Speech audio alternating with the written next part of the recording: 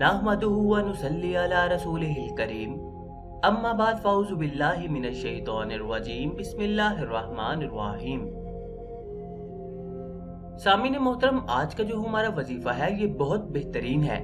शादी की राह में किसी भी रुकावट को इंशाअल्लाह ताला ये खत्म कर देगा। और अगर किसी बच्ची और बच्चे की शादी में बंदिश है या जो भी मसला मसाइल है, जो भी किसी ने हसद की वजह से कोई तावीज कराए हैं या किसी की वजह से कोई बंदिश लगाई है, तो जिस तरह मैं आपको बयान करूंगा आपने इसी तरह पढ़ना है और इसी तरह अमल करना है, तो इंशाअल्लाह बहुत जल्द शादी भी हो जाएगी।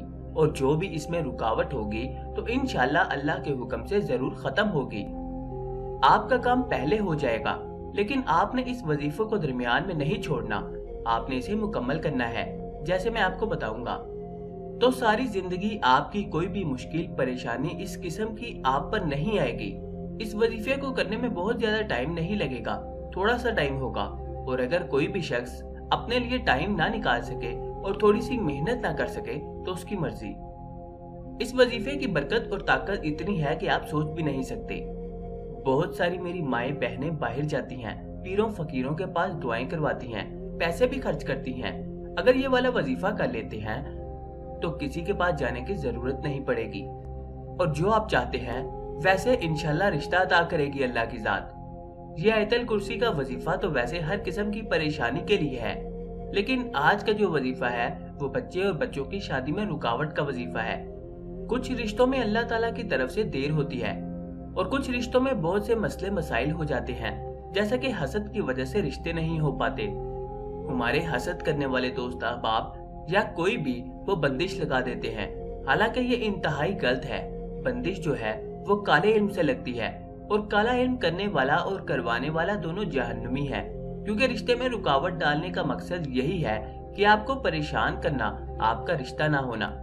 तो अगर रुकावट होगी, बंदिश होगी या तावीज डाले होंगे तो इसकी वजह से या तो फिर रिश्ते नहीं आएंगे, और अगर कोई आएगा भी तो उसका जवाब जो है वो हाँ में नहीं होगा।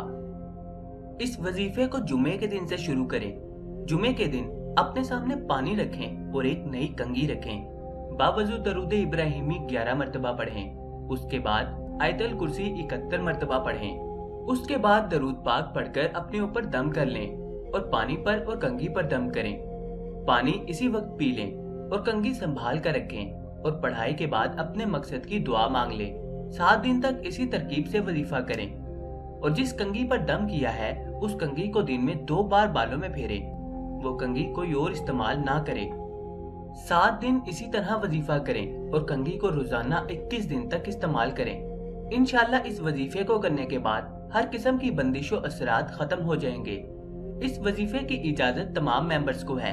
अल्लाह पाक सबके नसीब अच्छे करे, आमीन। हमारे अलावा भी अल्लाह ताला ने बहुत सारी मखलूकात पैदा की हैं, कुछ अच्छी हैं कुछ बुरी हैं, और जो कोई रिश्तों में रुकावट डालता है वो काले इल्म से डालता है। तो वो जो काले इल्म की मखलूकात जो ताकतें होती हैं वो या तो रिश्ता आने नहीं देती, या जो रिश्ते आते हैं उनको आप में बहुत सारे नुक्स नजर आते हैं और रिश्ता नहीं हो पाता। इस वजीफे की बरकत से इंशाल्लाह आपका मसला हल हो जाएगा। जज़ाकल्लाह।